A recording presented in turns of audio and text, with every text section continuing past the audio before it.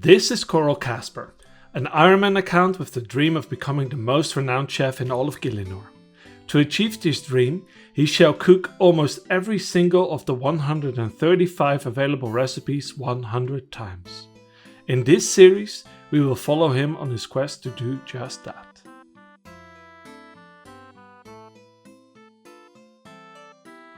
We managed to get quite a bit of cooking done in the first 6 episodes of this challenge. Coral Casper is no longer a fledgling cook after 20% of this challenge completed and a cooking level of 57, but there is still quite a road ahead of him. In these special milestone episodes, we step back and reflect on the progress thus far, as well as complete some other cooking related tasks. When I started the series, I had little experience making videos and I had never done a challenge on Runescape before.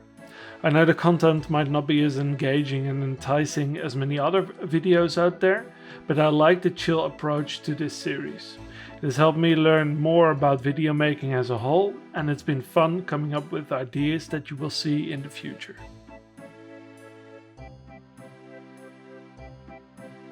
One thing that will help Coral Casper become the most renowned chef in all of Gielinor is by learning from others. Not only by learning new recipes, but also understanding what it is like to work in other kitchen environments. Today we are staging at the mess hall in Hosidius, cooking some savory stew and savory meat pies for Chesian soldiers.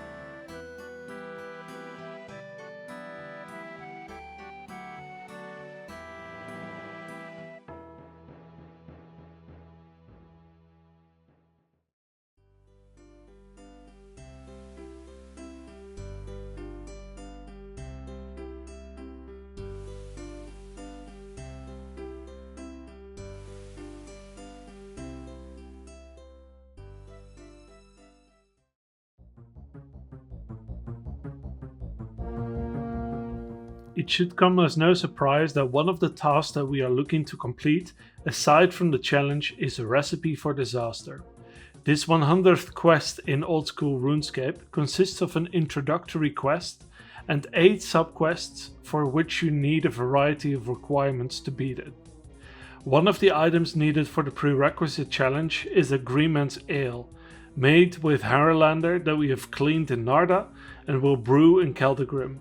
Once we have that, we can deliver it to the cook in Lumbridge to get started with the rest.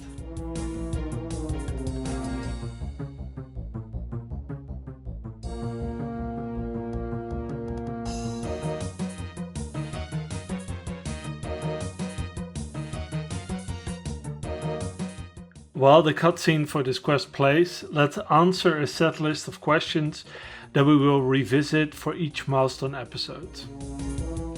What has been the most annoying recipe to cook?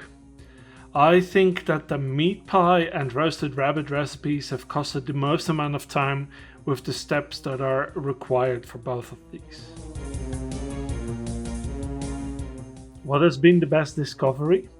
I would say that it's probably the infinite flour supply in the Sinclair mansion. It saves me a lot of time for all of the recipes that require flour, and there's a lot of these. A close second would be the infinite garlic spawn in Morgan's home in Draenor Village. Which upcoming recipe are you dreading the most? I'm not looking forward to both the spider recipes that we will need to get from Tybo One-Eye Cleanup, because the spawn rates of spiders combined with the limited bank availability makes for a grind that I'm not particularly looking forward to. Which upcoming recipe are you looking forward to the most? I think being able to cook monkfish after having completed Swan Song will be a very good feeling. I feel that it would be one of the last recipes to cook, given how much effort it takes to get one done in comparison to others.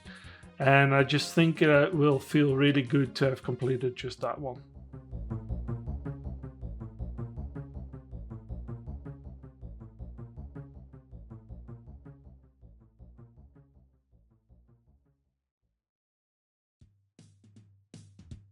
Before we can free the goblin generals from the clutches of the Gielinor romancer, we will have to complete the goblin diplomacy quest first.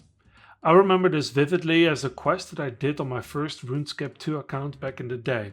There was so much trial and error involved, getting the dyes and figuring out how to even dye the armor in the first place.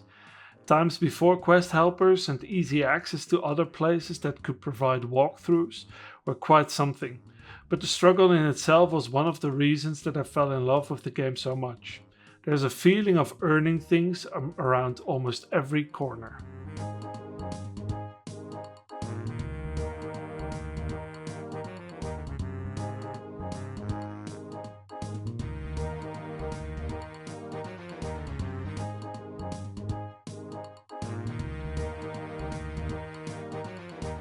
Freeing the generals require us to make some dodgy, or should I say fusion, food in typical goblin fashion.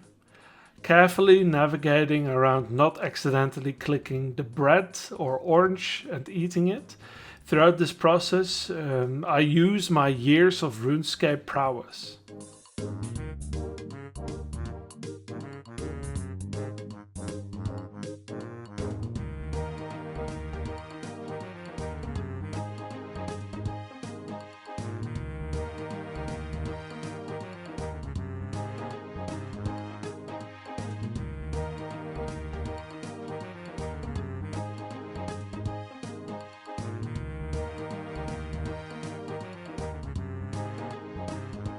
Completing this first subquest allows us further access to the chest in the basement of Lumbridge Castle and being able to buy ourselves some cookware to fight with.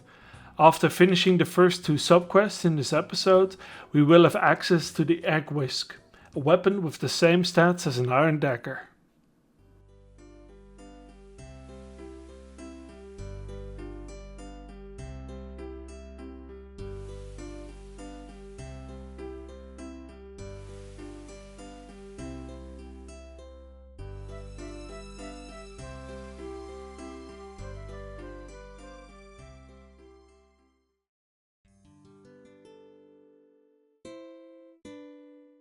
For the second subquest of Recipe for Disaster, we will focus on freeing the dwarf.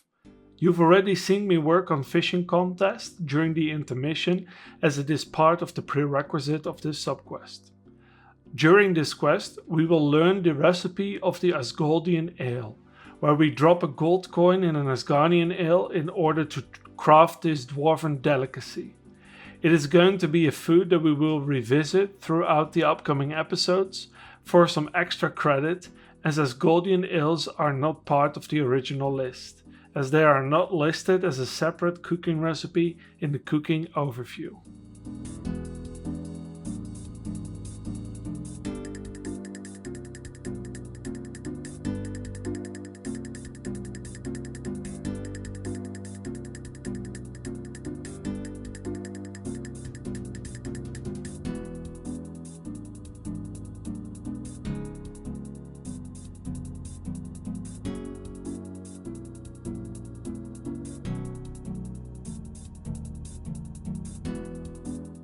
We are cutting it a little close in the fight with the Ice Fiend.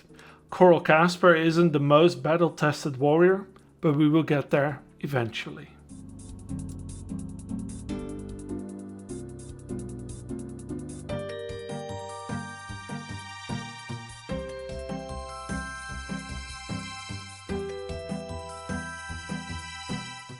"27 recipes completed over 6 episodes. Starting with the humble cooked chicken and ending off with the Asgardian Ale as the last recipe cooked before we hit the milestone of 20%. The next milestone will be at 40%, and I'm looking forward to taking you all on the journey that follows. Feel free to comment down below what you think will be the biggest hurdle for the account in the next 80%. Is it keeping my sanity? A steady upload schedule? The increasing leveling difficulty? This was the first Milestone episode of Cooked, episode 7. I'll see you guys later. Peace.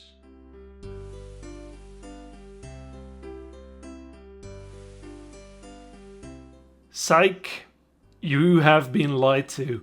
The reason why you have watched me work on fishing contest in the intermission wasn't just because of the prerequisites for Recipe for Disaster. You can actually collect and cook the giant carp by dropping them and failing the quest on purpose. While you are doing the quest, you walk inside and stuff the pipe with the garlic so that the stranger will always need to find another spot. Secondly, you start the fishing contest by speaking to Bonzo and paying him 5 GP to start the contest. The stranger will move over to his intended spot, but will comment on the smell and move to another spot, leaving you to fish for the giant carp. You move to the spot, click to fish with the red vine worms in your inventory, and you get the giant carp. Drop this carp and repeat it twice more. On the 4th fishing spot click, Bonzo will announce the end of the fishing contest and the winner, which won't be you as you haven't handed in any fish just yet. You now have the opportunity to start the cycle anew, paying 5 coins, waiting for the stranger to comment on the smell, fishing 3 giant carps. I could do 24 carps for each inventory before banking and work my way up to 101, because we are doing a little extra credit after all.